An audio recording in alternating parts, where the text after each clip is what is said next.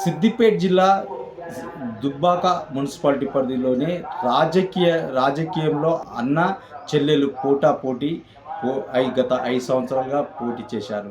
వాళ్ళు ఇద్దరు కూడా గెలుపొంది దుబ్బాక జిల్లాలో మున్సిపాలిటీ పరిధిలోని కౌన్సిలర్గా 5 సంవత్సరాల పాటు విధులు నిర్వహించారు.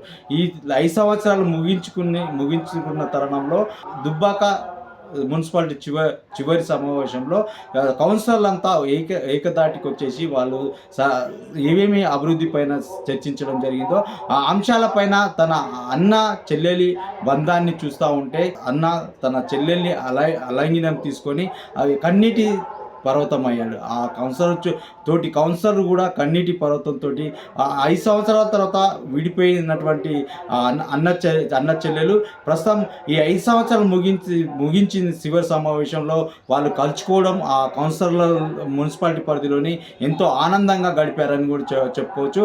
ఇది గత 5 సంవత్సరాల కింద జరిగినటువంటి ఈ మున్సిపల్ కౌన్సిలర్ల ఎన్నికల్లో చివరి సమావేశం కాబట్టి ఈ అన్న చెల్లెలు కలుసుకోవడం అనేది చాలా సంతోషం వ్యక్తం చేస్తూ ఉన్నారు. ఇటు ఈ వాళ్ళకున్నటువంటి వాళ్ళ తోటి స్నేహితులు కూడా చాలా ఆనందం వ్యక్తం చేస్తూ ఉన్నారు. వీటిని చూసుకుంటే అన్నా చెల్లెలు బంధం ఎంత గొప్పది అనేది కూడా మనం చూసుకోవచ్చు. ఈ అన్నా చెల్లెలు బంధంలోని రాజకీయం చిచ్చు పెట్టింది అని చెప్పేసి కూడా మరొకసారి నిరూపించుకోవచ్చు. గత 5 సంవత్సరాల నుంచి మాట్లాడింది చివరి 5 సంవత్సరాల తర్వాత చిట్ట సమావేశంలో వీళ్ళిద్దరూ ఆలింగనం తీసుకొని